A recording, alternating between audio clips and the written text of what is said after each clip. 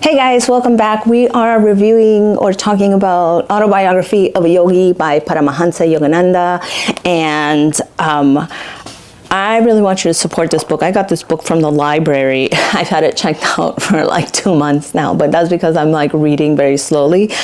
And I also want to acknowledge that my last video, my lips look kind of crusty, musty, dusty because I didn't put on any lip gloss, but I fixed that. So please be kind about it, okay? That said, we're moving into this next chapter called I Go to America. I'm American, so I was really interested in reading this chapter.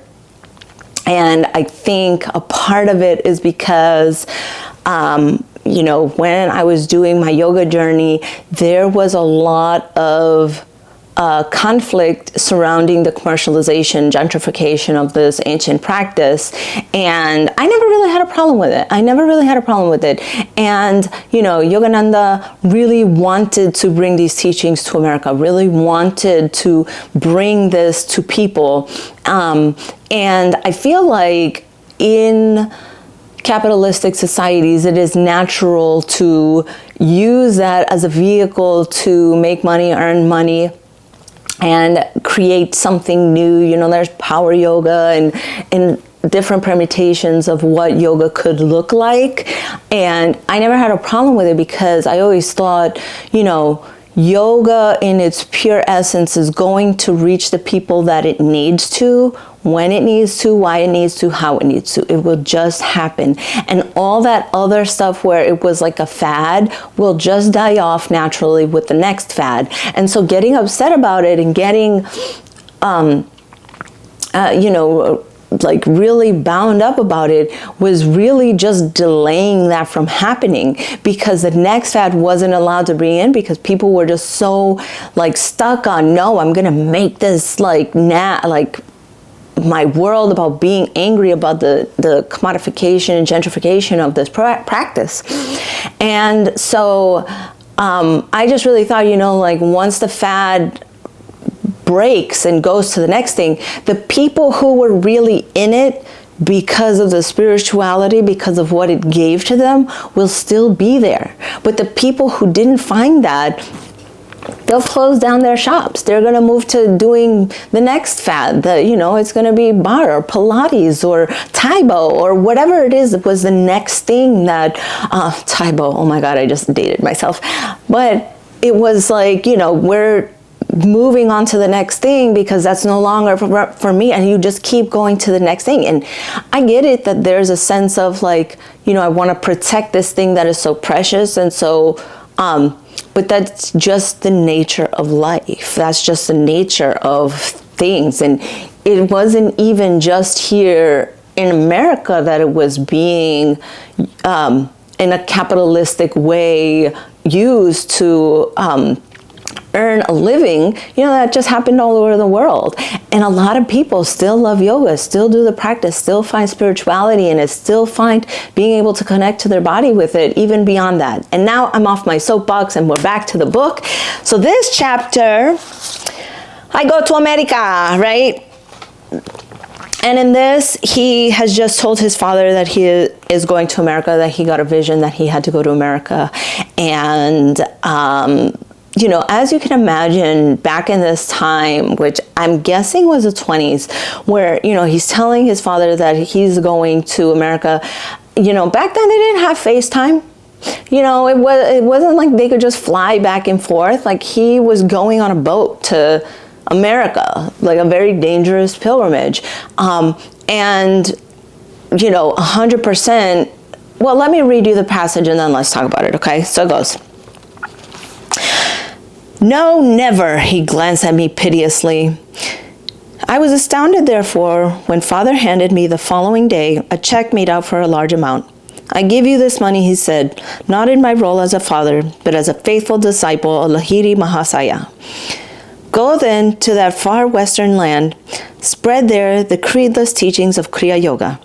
I was immensely touched at the selfless spirit in which father had been able quickly to put aside his personal desires. The just realization had come to him during the preceding night that no ordinary desire for foreign travel was motivating my plans. Perhaps we shall not meet again in this life. Father, who was 76 at the time, spoke sadly. An intuitive conviction prompted me to reply, surely the Lord will bring us together once more. Oh my God. I like want to cry, because not like feeling like you're never going to see your child again, and then still pushing him to do what he was meant to do on this earth. How powerful to have that blessing. How powerful to be that strong in your conviction to God and say, okay, this is your calling. Here, I support you and I will help you to do this thing. I don't think I could be that strong. But today it's like, if I want to see my daughter, hey, I call her. If, when my daughter lived 2,000 miles away, I could take a plane and be there in 4 or 5 hours. Like, it's not the same when you feel like you will never see your child ever again. And Paramahansa, recognizing this, was like, wow, like that, that blown away by the fact that like his father had changed, not because it was his father, but because of his devotion. It was because he knew that the world needed Kriya Yoga.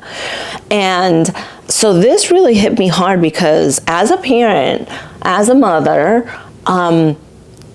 even letting my daughter go to Kentucky for college was very challenging. You know what? Let me actually tell you this story. So when my daughter was getting ready to go to college, she was up for a excuse me, I don't know where they were going to give her money, right? She was up for this. And so one of her choices was to go to Bryn Mawr in Pennsylvania. That's like a 4-hour drive from where I live. Not too bad. But her father was like, absolutely not. Like, she needs to find a place that's close by. She needs to find out. I was like, well, are you going to pay for school, or are we going to let her get this scholarship? And he was like, okay, I'll think about it. He obviously came around. But when she went for the interview, they said, hey, we can't accept you right now because there's like a few kids ahead of you for this school. But if you go to Center College in Kentucky, which was another, 14-hour drive comparatively, so it was a total of like 18-hour drive, we can accept you right now. And my daughter, being so happy and just grateful that she was getting this scholarship, accepted. And I was like, oh shit, like, how are we going to tell your dad? And one of the biggest things that like I was very adamant was like, this obviously was falling into place for a reason for her, that she was meant to go to that school for a reason. Like, if Bryn Mawr, like, I believe that if she was supposed to go to Bryn Mawr, that would have just happened naturally, but they were like, hey, we can't take you here, but this opportunity, we can take you right now. And she was like, all right, like, it was effortless. It was like, there was no, so I knew that her father would get on board eventually, because this was just her destiny, where she was supposed to go. And so that conversation went exactly like it did for Bryn Mawr. It was like, hey, she's going to Center College in Kentucky. And he's like, Kentucky, what the?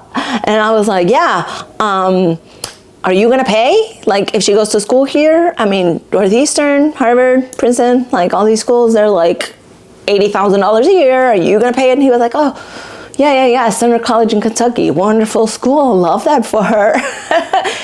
But at this point, it's about understanding that we have the capacity to let our children go, because that is where they're supposed to be. Now, granted, it was for financial reasons that he acquiesced, but in the long run, he saw that this journey for her was powerful. In the long run, we understood that if something were to happen, I'm on the next flight and I'm there. That we understood that we had the capacity to be there.